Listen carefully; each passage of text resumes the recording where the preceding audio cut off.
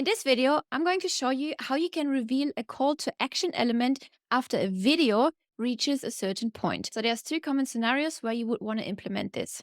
Number one, maybe you're running an evergreen webinar and you want only the call to action button to be revealed after you've dropped the offer. So the call to action button would in this case be buy now, learn more, or book a call after you drop the offer and you've already established the value prior in the video. This may help you with conversion because it eliminates the people to go and check out the offer before you've established the value. Scenario number two, it's for lead generation purposes. Let's say you're giving out a lead magnet as a video and people start watching that video. And at a certain point, you can make a form show up for them to leave their name and email address or maybe phone number, whatever data you want to collect in order to finish watching that video. So let me show you how to do that.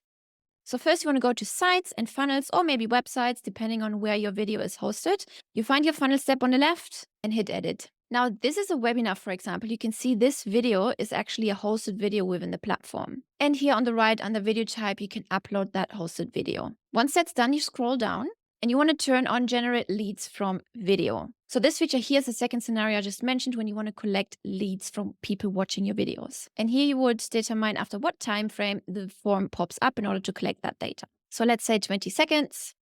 Then you have to select the form. Let's say this one, for example. And here you can also decide whether or not you would allow them to continue watching the video without leaving their details. Let's actually change this to 3 seconds. Let's hit publish and let's show you how that works. Let's click preview, wait 3 seconds, ta-da, and here the form pops up. Amazing. Now, in order to continue watching that video, I will have to fill out my details. Now, the second scenario, if you want to drop a call to action button, for example, to encourage people to purchase the offer once you've dropped the offer within your webinar, then all you want to do is actually add an element which is called timer. Let's choose the minute timer right here, drop it here. And by default, it's set to 45 minutes. Let's just do 3 seconds for demonstration purposes right now. Then scroll down.